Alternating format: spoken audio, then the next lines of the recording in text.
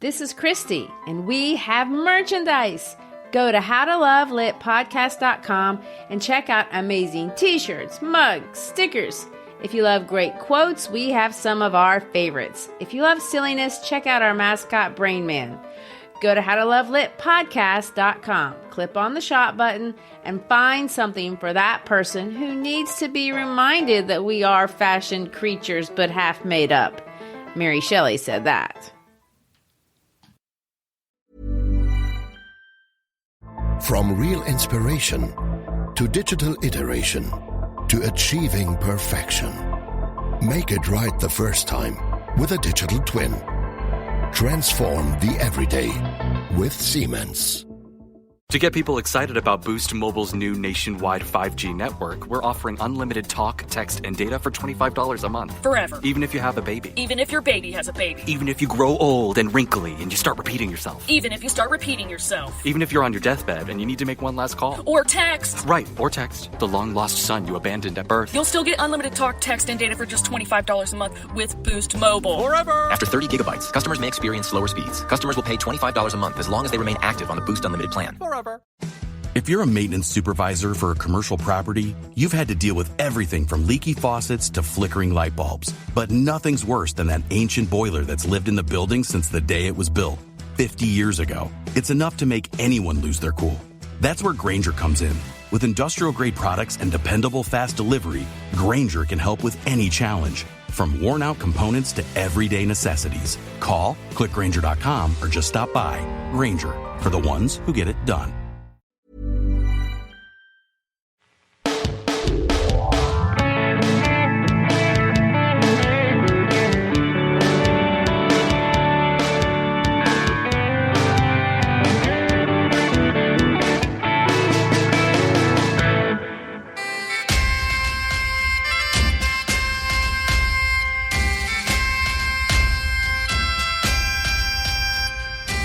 Hi, I'm Christy Schreiber, and we're here to discuss books that have changed the world and have changed us. And I'm Gary Schreiber, and this is the How to Love Lit podcast. This week, we continue our discussion of the man who helped create the world's understanding of beautiful and enchanting Scotland. Last episode, we highlighted the differences between the Highlands and the Lowlands, the Trossachs, or the lake region between the two, where he set the poem Lady of the Lake. And although he made Highland culture iconic, it's not the only region of Scotland featured in his work. And today we will feature a piece of shorter fiction that highlights a different part of Scotland, and that would be the Border region. That's the lush green area that borders England. And Sir Walter Scott, by the time he became a baronet in 1820 and was the most famous novelist in the world, he was committed to using his remarkable influence to do whatever was in his power to elevate the culture and the image of the people from backward, ignorant, and even feral to glamorous and intriguing and even magical. You know, in some ways, the story of how that happened feels like a cultural coup. This episode will tell that story, how Scott found lost treasure, how he reintroduced bagpipes into modern Scottish culture, and got men who 20 years previously would not have been caught dead in a kilt to wear them at a state-sponsored banquet. And beyond that, we will also introduce his most popular piece of short fiction, Wandering Willie's Tale. Now, Christy, I've read that it is one of the most carefully and well-crafted pieces of short fiction in the English language. I mean, why? And really before that, let me ask an even more basic question. What is a tale? And how is a tale different from a short story? And are the terms interchangeable? Well, yeah, a lot of questions there. Yeah, I know. A lot. You know, last episode we talked about how in the late 1700s and the early 1800s, the kind of things people were reading was different than what, you know, we read today. People read verse. Another word for that would be poetry. And good poets were the equivalent of rock stars, or maybe a better analogy would be rap stars today. It was a popular genre and it was very respected. Women were reading another form of fiction called novels, and these were lesser forms of fiction, womanish, if you want to know what they thought of them. You know, I think the closest equivalent would be, the respect we give to daytime soap operas today. They were not taken seriously. Serious people did not write novels. But Scott, mostly out of financial necessity, took to writing in that genre.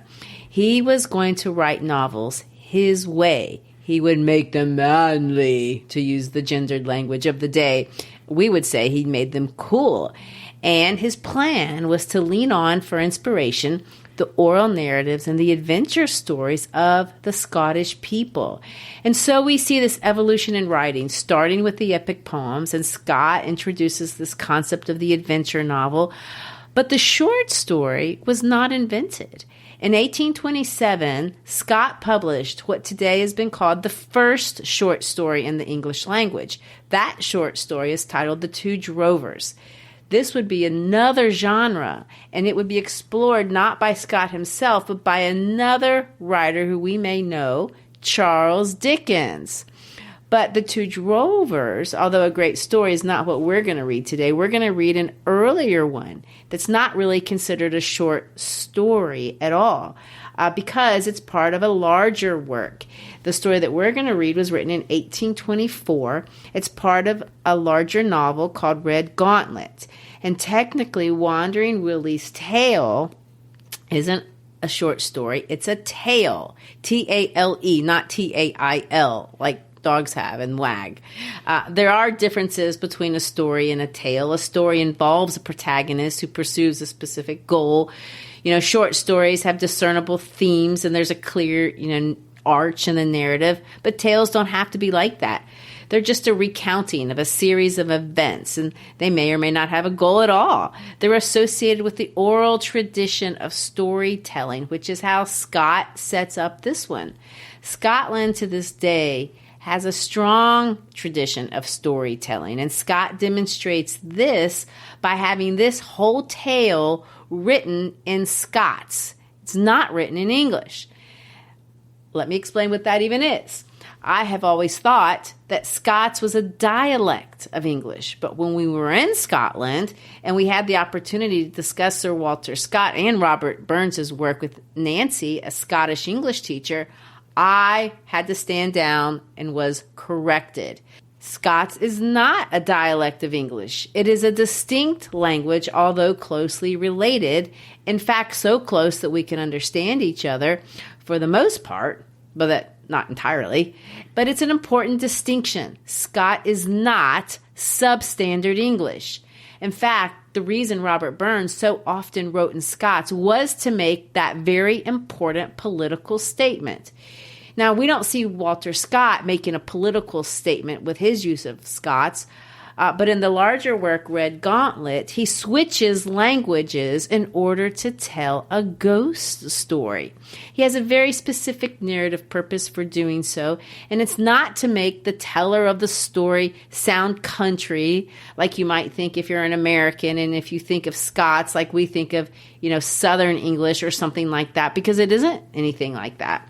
In the case of this tale, we have a ghost story told by a blind fiddler named Willie, who recounts to another character by the name of Darcy Latimer a story he knows of his grandfather. Now, the word for grandfather in Scots is guidesire. That's a word you'll hear more than once when we read.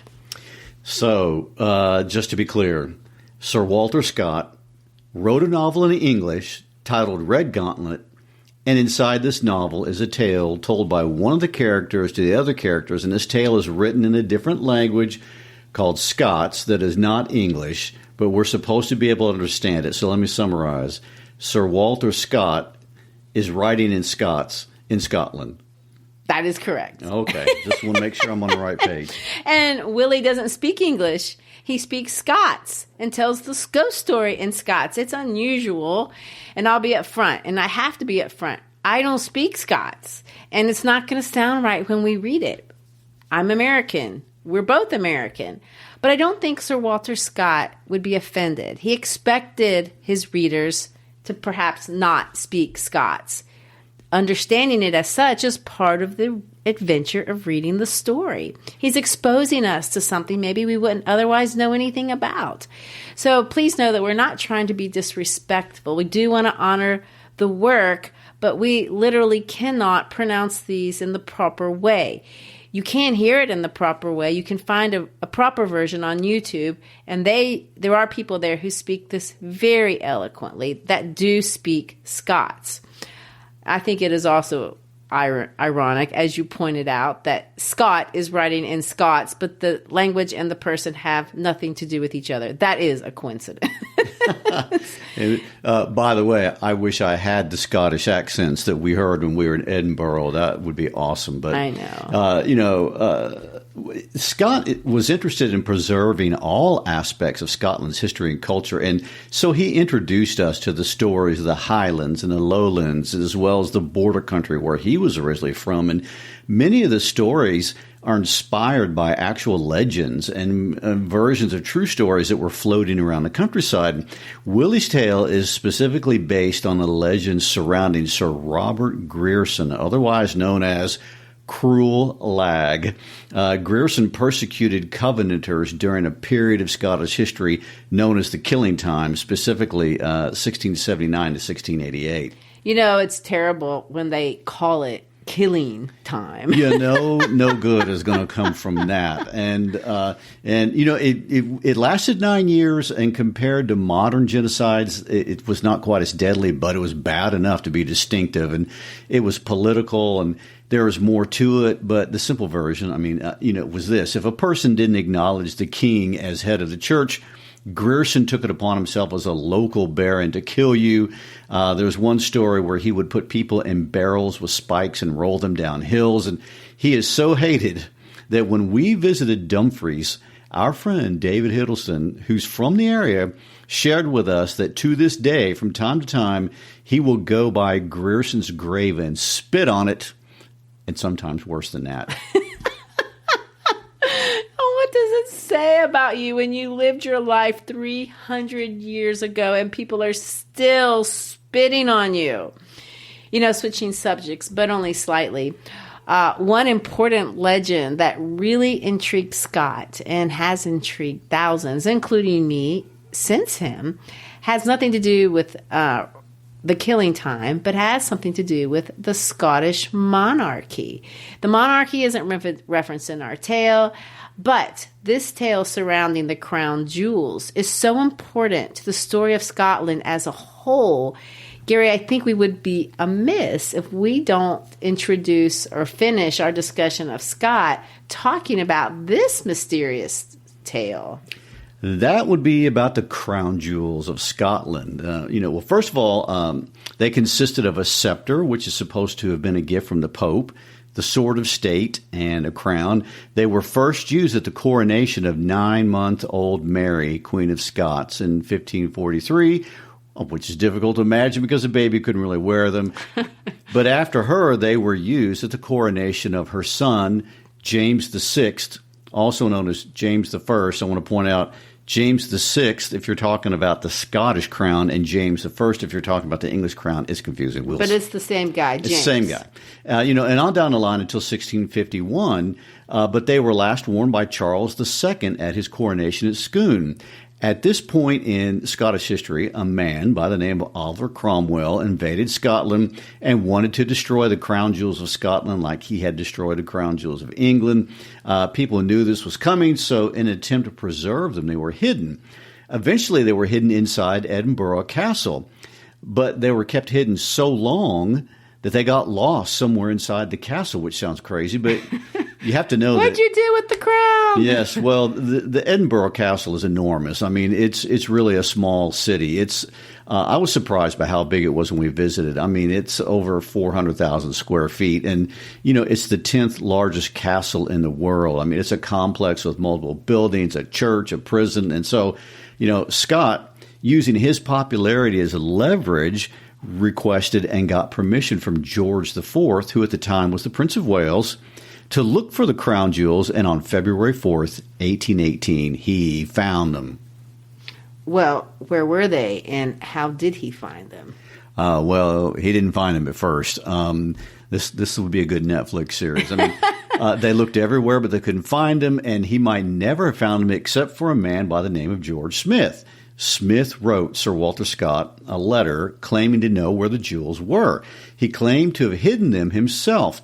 So Scott met with Smith. Smith told him that there was a secret chamber within the walls of the castle.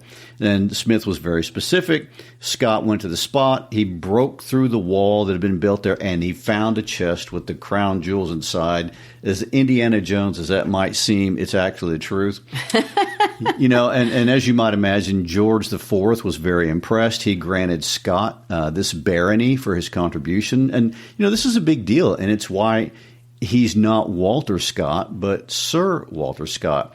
Besides the title of baronet, he also gave him the opportunity to be in charge of the royal visit. And George IV wanted to come to Scotland. That was a place that no British monarch had visited since 1650, and this is 1820, almost 200 years, okay?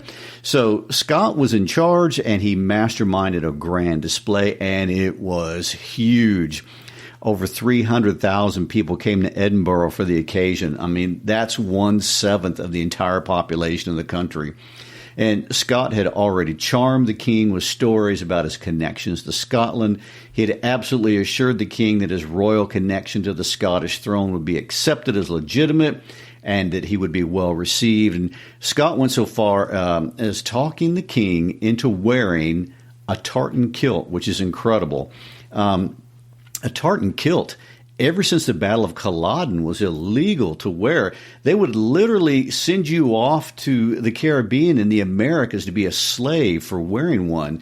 And here was the monarch wearing one. I mean, that was bold. And Scott commissioned the production of what would be an equivalent of $150,000 worth of red and gold tartan.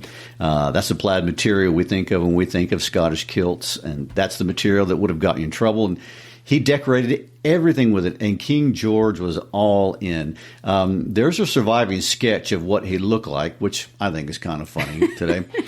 George IV was about 5'2", and he was about 1.57 meters, and historians tell us that he weighed in at around 280 pounds with a waist of 51 inches.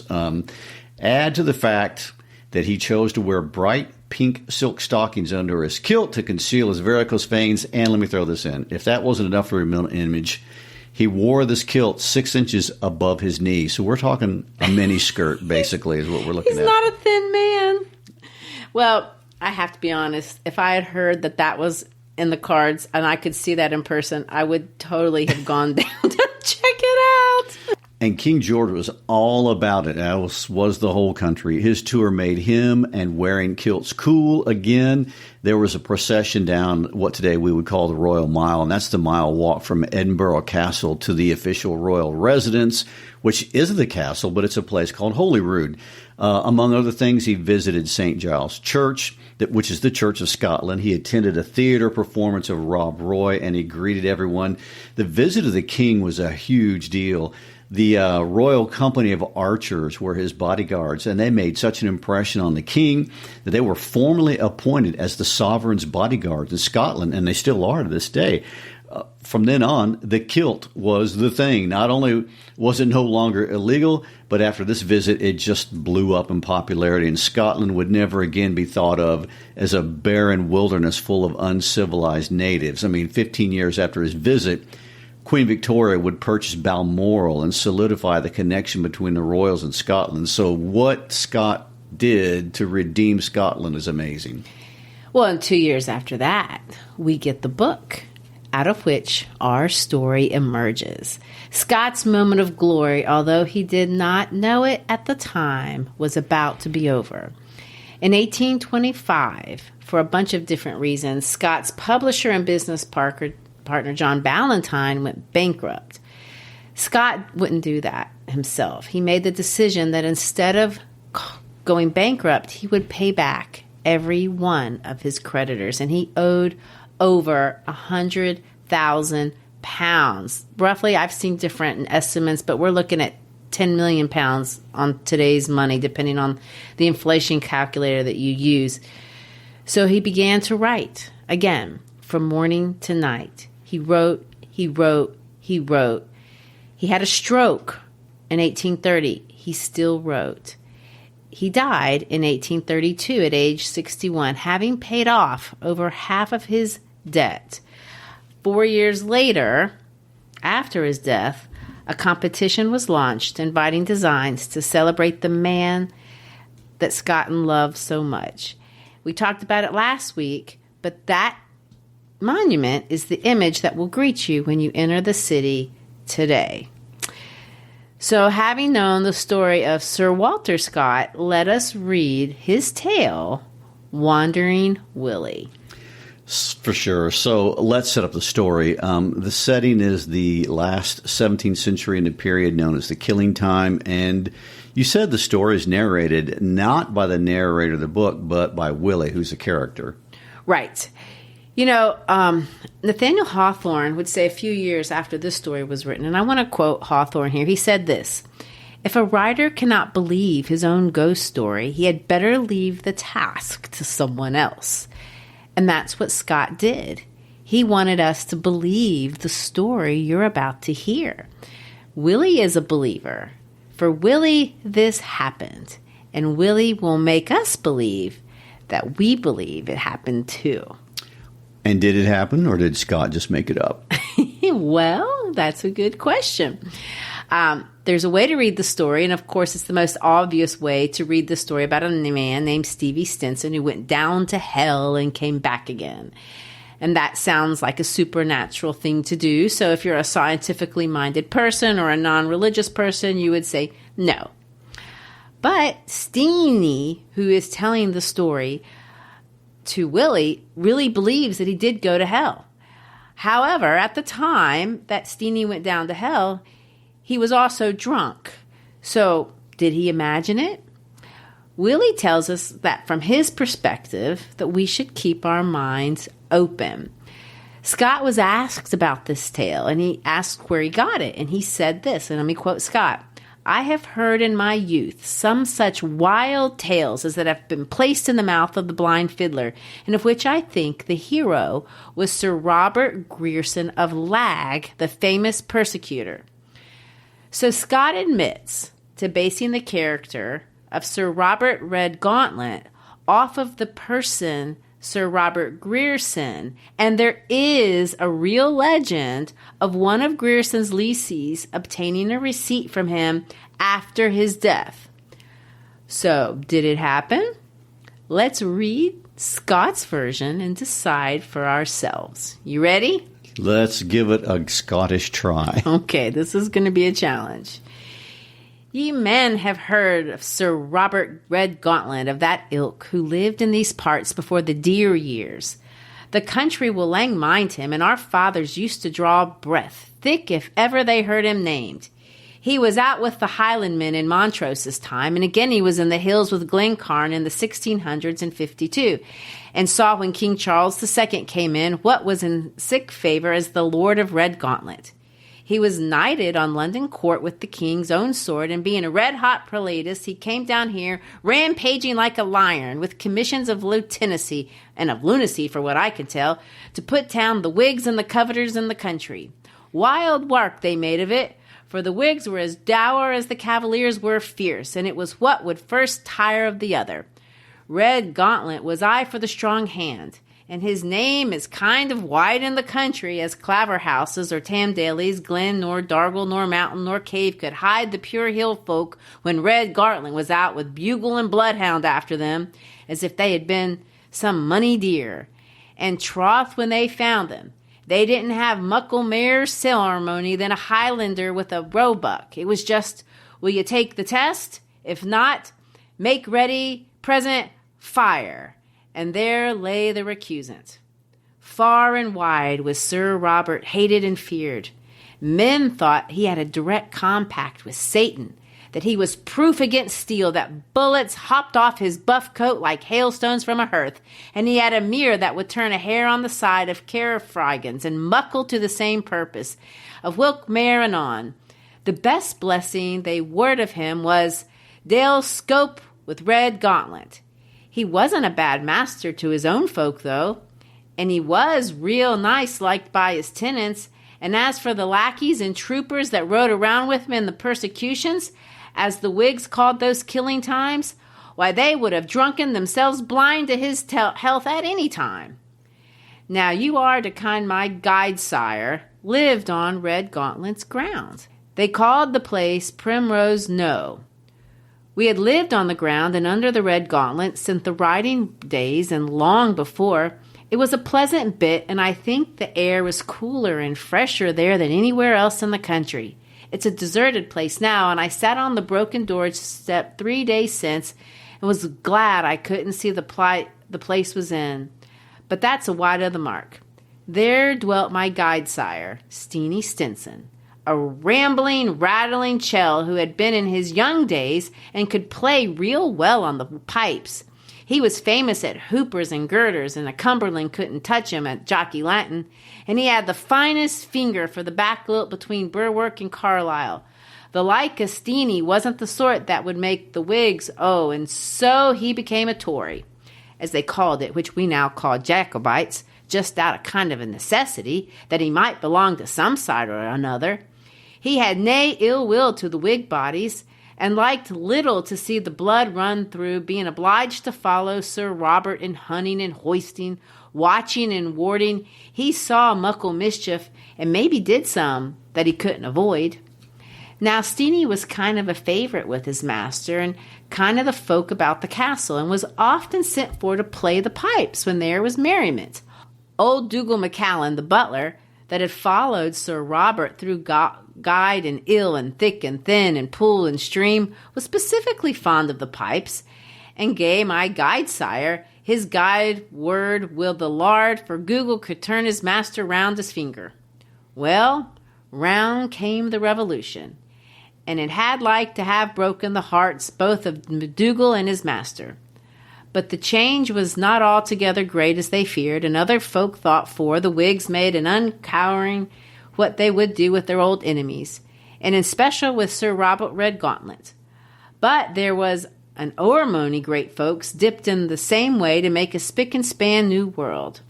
So Parliament passed it over easy, and Sir Robert, bating that he was held to hunting foxes instead of Covenanters, remained just the man he was. His revel was as loud and his haw as well lit as ever it had been, though maybe he lacked the fines of the nonconformists that used to come to stock his larder and cellar, for it is certain he began to be keener about the rents than his tenants used to find him before, and they behooved to be prompt to the rent day, or else the Lord wasn't pleased, and he was sick and awesome body that nobody cared to anger him, for the oaths he swore and the rage that he used to get into and the looks that he put on men made them think him a devil incarnate. Gary, can you understand the Scots? I think so for the most part. Let me paraphrase it, put it this way. Red Gauntlet is a bad dude. But since there was a change in politics, he's quit hunting and killing Covenanters, and he started hunting foxes. And so it sounds like Steenie's a likable guy who everybody likes to be around. Yes. I'm going to skip a couple paragraphs of the politics, and let's jump to the place where Steenie has to go to Red Gauntlet Castle because he hasn't paid his rent. Scott says at this, "Well, my guide sire was nae manager. Know that he was a very great misguider, but he hadn't the saving gift." I know a couple people that haven't the saving gift. "And he got 2 terms rent in the rear. He didn't have his money, so he went around to all of his acquaintances and borrowed money. Finally, he shows up at the castle to pay his late rent to Red Gauntlet." Away trots my guide sire to Red Gauntlet Castle with a heavy purse and a light heart, glad to be out of the Lord's danger. Well, the first thing he learned at the castle was that Sir Robert had fretted himself into a fit of the gout because he did no appear before 12 o'clock. It wasn't altogether for the sake of money, Dougal thought, but because he didn't like to part with it in guide sire after the grund. Dougal was glad to see Steenie and brought him into the great oak parlour, and there sat the Lord, his leesome lane, excepting there he had beside him a great ill-favoured jackanape that was a special pet of his. A cankered beast it was, and money an ill-natured trick it played. Ill to please it was, and easily angered. It ran about the hall castle chattering and growling and pinching and biting folk, especially after ill weather or disturbance in the state. Sir Robert called it Major Weird after the warlock that was burnt, and few folk liked either the name or the conditions of the creature.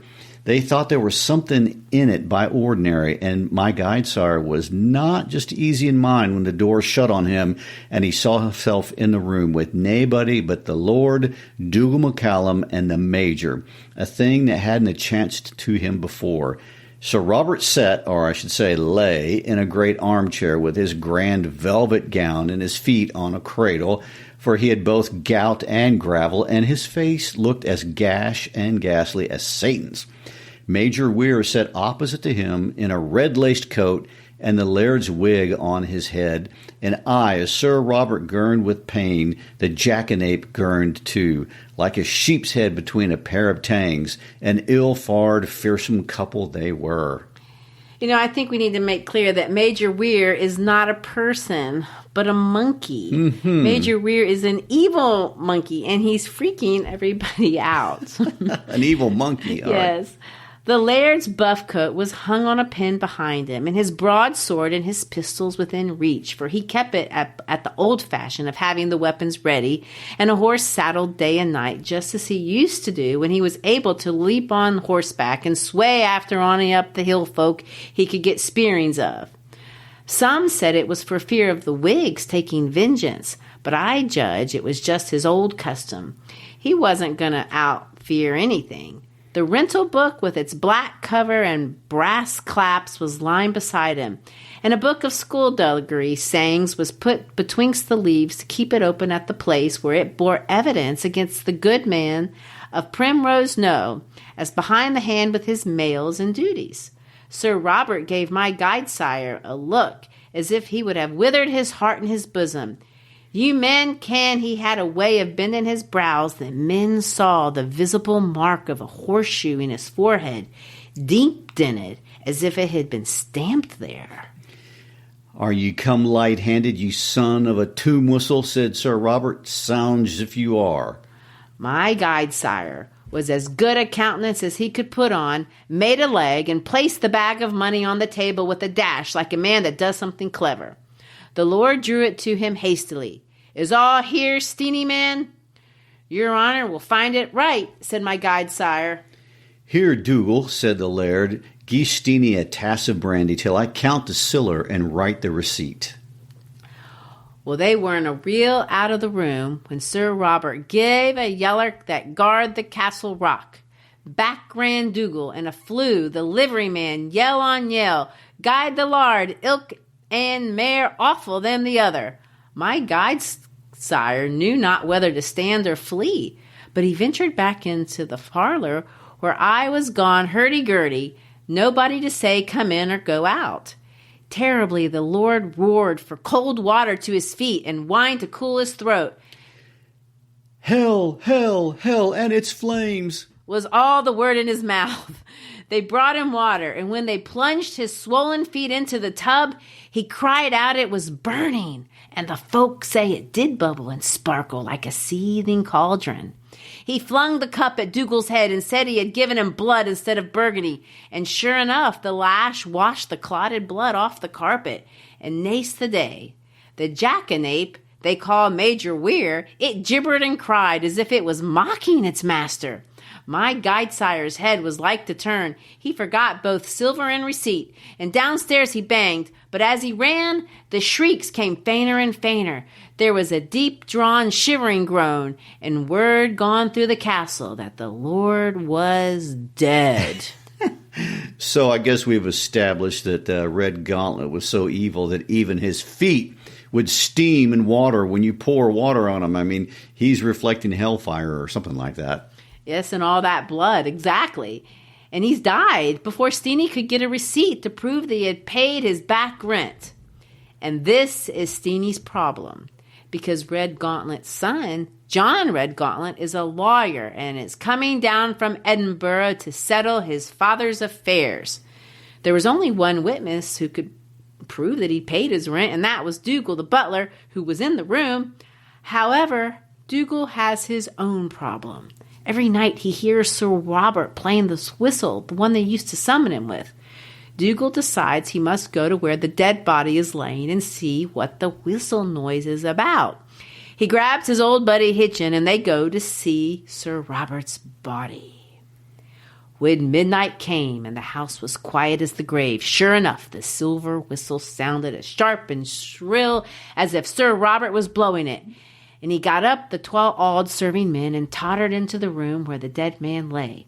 Hutchins saw enough at the first glance, for there were torches in the room, which showed him the foul fiend in his ain shape sitting on the Lord's coffin, or he cooped, as if he had been dead. He cannot tell how long he lay in a trance at the door, but when he gathered himself, he cried on his neighbor, and getting no answer, raised the house. When Dougal was found, lying dead, within 2 steps of the bed where his master's coffin was placed. As for the whistle, it was gone, anes and I. But many a time was it heard at the top of the house on the bartizan, and among the old chimneys and turrets where the howlets have their nests. Sir John hushed the matter up, and the funeral passed over without mair boggle work. So now there is no evidence that Steenie has paid his rent. Exactly. And every tenant is being summoned one by one to give an account before Sir John. Let's read the conversation between Sir John and Steenie, who Sir John calls Stephen. Here he opened the fatal volume. I have heard of a thing they call Doomsday Book. I am clear it has been a rental of back-ganging tenants. Stephen, said Sir John, still in the same soft, sleek tone of voice. Stephen Steenson, ye are down here for a year's rent behind the hand, due at last term. Please, your honour, Sir John, I paid it to your father. Ye took a receipt then, doubtless, Stephen, and can you produce it? Indeed, I hadn't time, and it was like your honour, for nae sooner had I set down the silver, and just as his honour Sir Robert that gone, drew it till he him to count it and write out the receipt, he was taken with the pains, and that removed him. That was unlucky, said Sir John after a pause, but ye may be paid it in the presence of somebody. I want but a talus qualis evidence, Stephen. I would go over strictly to work with no poor man. Truth, Sir John, there was nobody in the room but Dougal MacCallum the butler, but as your honour kens, he has unfollowed his old master. Well, very unlucky again, Stephen, said Sir John, without altering his voice a single note. The man to whom ye paid the money is dead, and the man who witnessed the payment is dead too, and the silver which should have been to the fore is neither seen nor heard tell of in the repositories. How am I to believe this? I dunna ken, your honour, but there is a bit memorandum note of the very coins. For God help me, I had to borrow out of 20 purses, and I am sure that ilka man there set down will take his grit oath for what purpose I borrowed the money. I have little doubt that ye borrowed the money, Steenie. It is the payment that I want to have proof of. The silver man about the house, Sir John, and since your honour never got it, and his honour that was canna have taken it with him, maybe some of the family may have seen it. We will examine a servant, Stephen, but that is but reasonable. But lackey and lass and page and groom all denied stoutly that they had ever seen such a bag of money as my guide-sire described. What saw wire he had unluckily not mentioned to any living soul of them his purpose of paying his rent. Equine had noticed something under his arm, but she took it for the pipes. Sir Redgauntlet ordered the servants out of the room, and then said to my guide-sire, Now, Steenie, ye see ye have fair play, and as I have little doubt ye can better where to find the silver than any other body, I beg in fair terms, and for your own sake, that you will end this farcery. For Stephen, you may pay for it or flit. So I am, Stephen, said his honour, and so are all the folks in his house, I hope. But if there be a knave amongst us, it must be he that tells a story he cannot prove. He paused and then added sternly, If I understand your trick, sir, you want to take advantage of some malicious reports concerning things in this family and particularly respecting my father's sudden death, thereby to cheat me out of the money and perhaps take away my character by insinuating that I have received the rent I am demanding? Where do you suppose this money to be? I insist upon knowing." My guide sire saw everything look so muckle against him that he grew nearly desperate.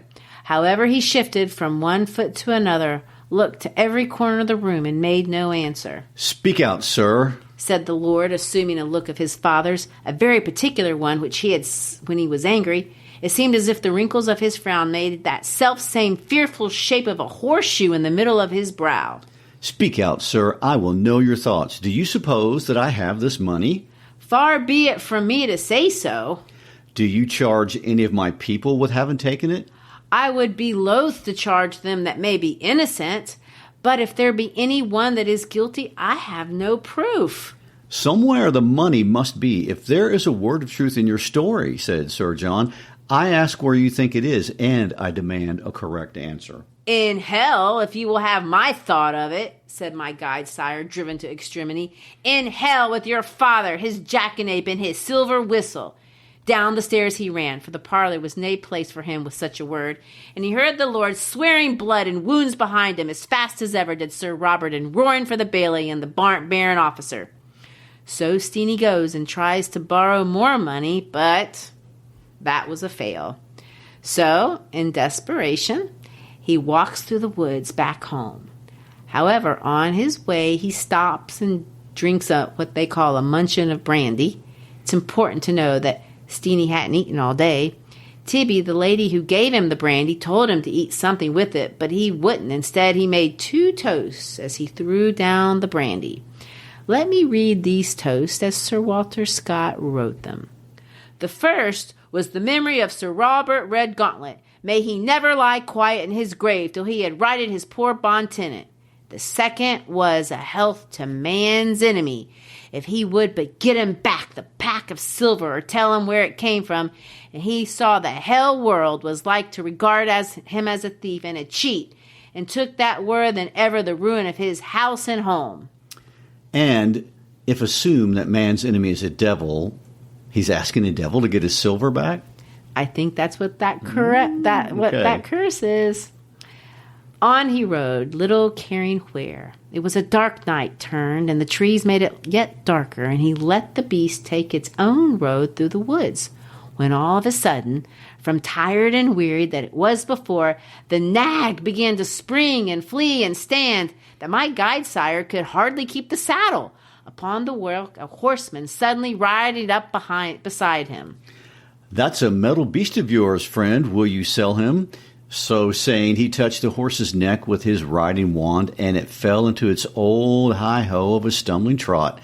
"But his spunk's soon out of him, I think," continued the stranger, "and that is like many a man's courage that thinks he would do great things." My guide sire scarce listened to this, but spurred his horse with, "Giddy up you go, friend!"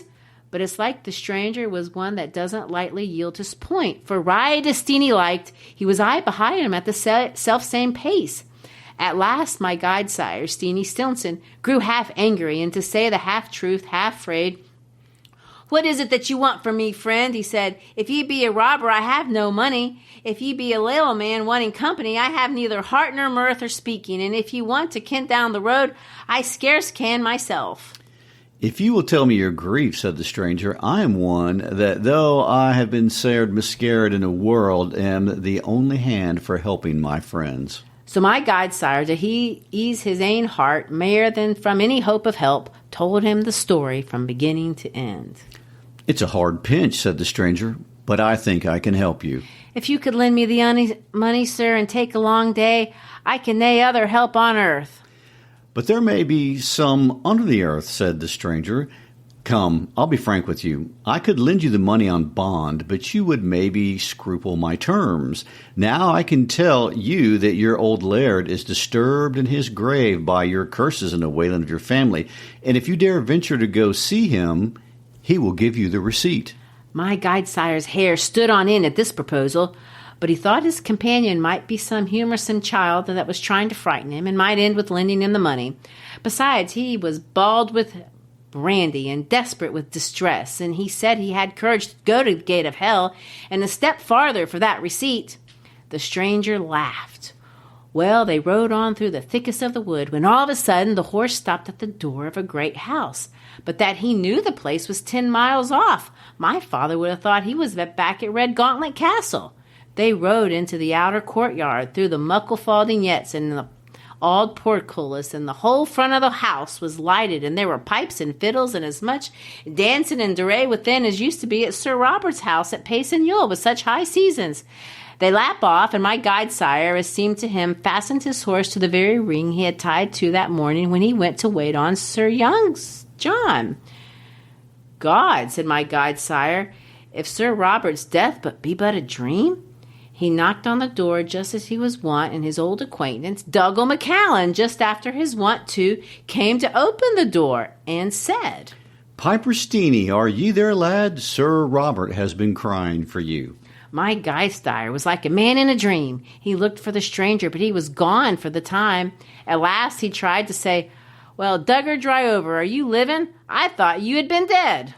Never fash yourself with me, said Dougal, but look to yourself, and see you take nothing from anybody here, neither meat, drink, or silver, except the receipt that is in your hand. So saying, he led the way out through the halls and trances that were well kin to my guide sire, and into the old oak parlor, and there was as much singing of profane songs and birling of red wine and blasphemy skullduggery as ever had been in Red Gauntlet Castle when it was at its blithest. I'm going to skip a part in the description of the castle, because we're going to find out that these are full of bad guys that have all been friends of Sir Robert, and they're down there partying, drinking, and causing havoc. Sir Robert Redgauntlet, in the midst of all this fearful riot, cried with a voice like thunder on Steenie Piper to come to the board head where he was sitting, his legs stretched out before him and swathed up with flannel, with his holster pistols beside him, where the great broadsword rested against his chair, just as my guide sire had seen him the last time he was on earth. The very cushion for the jacanope was close to him, but the creature itself was not there. It wasn't its hour, it's likely, for he had heard them say as he came forward, Is not the Major come yet? And another answered, The jackanape will be here between the morn. And when my guide sire came forward, Sir Robert, or his ghost, or the devil in his likeness, said, Well, Piper, have you settled with my son for the year's rent? With much ado, my father got breath to say that Sir John would not settle without his honour's receipt. Ye shall have that for a tune of the pipes, Steenie, said the appearance of Sir Robert. Play us up well hodled lucky. Now this was a tune my guide sire learned frae a warlock, and had heard it when they were worshipping Satan at their meetings. And my guide sire had sometimes played it at the ranting suppers in Red Gauntlet Castle, but never very willingly, and now he grew cold at the very name of it, and said for excuse that he hadn't his pipes with him. MacCallum, ye limb of Beelzebub, said the fearful Sir Robert, bring Steenie the pipes that I'm keeping for him. MacCallum brought a pair of pipes, might have served the piper of Donald of the Isles, but he gave my guide sire a nudge as he offered them, and looking secretly and closely, Steenie saw that the chanter was of steel and heated to a white heat, so he had fair warning not to trust his fingers with it. So he excused himself again and said he was faint and frightened, and he had not wind enough to fill the bag. Then, ye man, eat and drink, Steenie, said the figure, for we do little else here, and it's ill speaking between a foul man and a fasting. Now there were the words that the bloody Earl of Douglas said to keep the king's messenger in hand while he cut the head off MacCallum of Bombay in the Thief Castle, and that put Steenie mair and mair on his guard. So he spoke up like a man and said he came neither to eat nor drink nor make minstrelsy, but simply for his own, to come what was come of the money he had paid, and to get a discharge for it. And he was so stout-hearted by the time that he charged Sir Robert for conscience sake. He had no power to say the holy name, and as he hoped for peace and rest, to spread no snares for him, but just to give him his ain. Ain means receipt. The appearance gnashed its teeth and laughed, but it took from a large pocket-book the receipt and handed it to Steenie. This is your receipt, you pitiful cur, and for the money my dog whelp of a son may go look for it in the cat's cradle. My guide sire uttered many thanks and was about to retire when Sir Robert roared aloud. Stop, thou sack-dowdling son of a... I am not done with thee. Here we do nothing for nothing, and you must return on this very day 12 months to pay your master the homage that you owe me for my protection. My father's tongue was loosed of a sudden, and he said aloud, I refer myself to God's pleasure and not to yours. He had no sooner uttered the word that all was dark around him, and he sank on the earth with such a sudden shock that he lost both breath and sense. How long Steenie lay there he could not tell, but when he came to himself he was lying in the old kirkyard of Redgauntlet parish, just at the door of the family ire, and the scutcheon of the old knight Sir Robert hanging over his head. There was a deep morning fog on the grass and the nave stone around him, and his horse was feeding quietly beside the minister's 2 cows. Steenie would have thought the whole was a dream, but he had the receipt in his hand, fairly written and signed by the old lord. Only the last letters of his name were a little disorderly, written like one seized with sudden pain. Sorely troubled in his mind, he left that dreary place, rode through the mist to Redgauntlet Castle, and with much ado he got speech of the lard. Well, you Devar bankrupt was the first word. Have you brought me my rent? No, answered my guide sire, I have not, but I have brought your honor Sir Robert's receipt for it. How, sir? Sir Robert's receipt? You told me he had not given you one. Will your honor please me to see if that bit line is right? Sir John looked at every line and at every letter with much attention, and at last the date, which my guide sire had not observed. From my appointed place, he read, this 25th of November. What? That is yesterday. Villain, thou must have gone to hell for this. I got it from your honor's father. Whether he be in heaven or hell, I know not. I will debate you for a warlock to the Privy Council, said Sir John. I will send you to your master the devil with the help of a tar barrel and a torch. I intend to debate myself to the breastbury, said Steenie, and tell them all I have seen last night. Whilk are things fitter for them to judge of them a borough man like me. Sir John paused, composed himself, and desired to hear the full history, and my guide sire told it to him from point to point, as I have told you, neither more nor less. Sir John was silent again for a long time, and at last he said very composedly, Steenie, this story of yours concerns the honor of many a noble family besides mine, and if it be a leasing making to keep yourself out of my danger, the least you can expect is to have a red-hot iron driven through your tongue, and that will be as bad as scalding your fingers with a red-hot canter. But yet it may be true. Steenie, and if the money cast up, I shall not know what to think of it. But where shall we find the cat's cradle? There are cats enough about the old house, but I think they kitten without the ceremony of bed or cradle. And so, Sir John tracks down the one servant who knows where the cat cradle is, and he and Steenie go and find it. And I read again. It was a dangerous place to climb, for the ladder was old and frail and wanted and 1 or 2 rounds. However, up got Sir John and entered at the turret door, where his body stepped the only little light that was in the bit turret. Something flees at him with vengeance. May it dang him over. Bang, gade, a knight's pistol.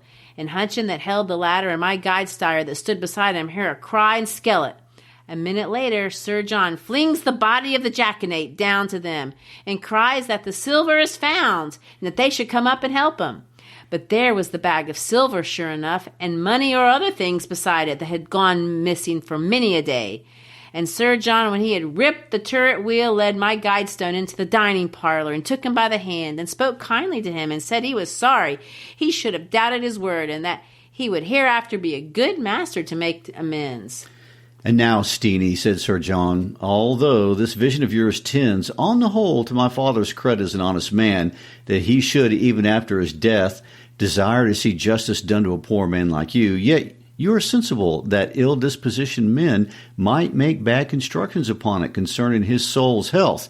So I think we had better lay the hail Deirdre on that ill-deedy creature, Major Weir, and say nothing about your dream in the wood of Pitmurky.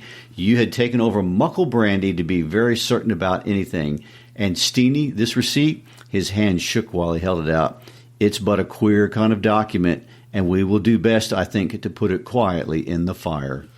Oh, but as queer as it is, it's the voucher I have for my rent, said the guide sire, who was afraid it might be of losing the benefit of Sir Robert's discharge. I will bear the contents to your credit in the rental book and give you a discharge under my own hand, said Sir John, and that on the spot. And Steenie, if you can hold your tongue about this matter, you shall sit from this time downward at an easier rent. And so Steenie gets a break on his rent to not tell anybody about the story. Exactly. And of course, there are two more details to take care of: the receipt and Steenie's soul. Sir John wants that receipt burned, and Steenie's worried he's going to go to hell for having gone to hell. So let's read the end of the story. I will then, said Sir John. If you be so much distressed in mind, you may speak to our minister of the parish. He is a douce man, regards the honor of our family, and the mar that he may look for some patronage from me. With that, my father readily agreed that the receipt should be burned, and the laird threw it into the chimney with his own hand. Burn it would not for them, though but away it flew up, and with a lang train of sparks at its tail and a hissing noise like a squig. My guide sire got down to the manse and the minister when he heard the story, and said it was his real opinion that though my guide sire had gone very far in tampering with dangerous matters, yet that he had refused the devil's R's, if such was the offer of meat and drink, and had refused to do homage by piping at his bidding, he hoped that, if he held circumstance walk hereafter, Satan could take little advantage of what had come and gone. So that means he's off the hook. He is. And the story would have never been told to anyone, because Sir John blamed the whole thing on the monkey, except after Sir John's death, the minister's wife let the story out of the bag. And here are the final words of the story as Scott tells it. And then my guide sire, what was failed in his limbs and not in his judgment or memory, at least nothing to speak of, was obliged to tell the real narrative to his friends, for the credit of his good name. Might else he might have been charged for a warlock. The end. Well, there it is, one of the first short stories written in the English language, taken right out of Dumfries, Scotland, from stories that circulated about the real life of Sir Robert Grierson. That guy Grierson has certainly left his mark. As has Sir Walter Scott. Indeed. Well, thanks for listening. We have enjoyed exploring the history, culture, and the stories of Scotland, and we hope you have too. The link to this narrative in full is going to be on our webpage, howtolovelitpodcast.com. You can read it for yourself in Scots. On our website, you can also find listening guides to all of our podcast episodes. So thank you for supporting the podcast. Peace out.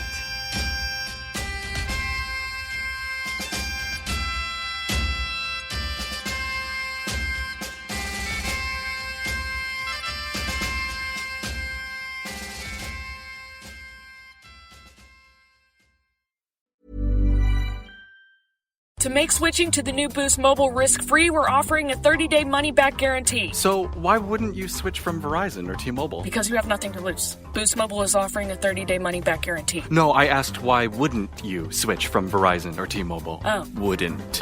Because you love wasting money as a way to punish yourself because your mother never showed you enough love as a child? Whoa. Easy there. Yeah. Applies to online activations. Requires port in and auto pay. Customers activating in stores may be charged non-refundable activation fees. If you're a facilities manager at a university, you know students rely on the cafeteria for breakfast, lunch, dinner, and the occasional late-night snack. So when a dishwasher breaks down and dirty plates pile up, the mess hall can turn messy in the blink of an eye. Enter Grainger. With over 1 million industrial-grade products and fast delivery, the product you need now is never far away. So you can turn that dishwasher back into a lean, clean washing machine. Call, click Grainger.com, or just stop by. Grainger, for the ones who get it done. Hi, this is Freddie Wong from Dungeons & Daddies, and this episode is sponsored by Rocket Money. Blast Houston, off. we have a savings. That's right. Rocket Money is a personal finance app that empowers you to save more, spend less, and take control of your financial life. Basically, you can see all of your checking, savings, credit cards, and investments in one convenient place. You can understand your spending trends, and most importantly, you can categorize those expenses and set up a custom budget by identifying top spending categories. Listen, you want to track bank statements? It's very difficult. Use Rocket Money to to help keep track of all your finances. Rocket Money has over 5 million happy members, and it's saved its users over $1 billion across all of the app's premium features. Let Rocket Money help you reach your financial goals faster. Get Rocket Money today at rocketmoney.com/all-in-one. That's rocketmoney.com/all-in-one.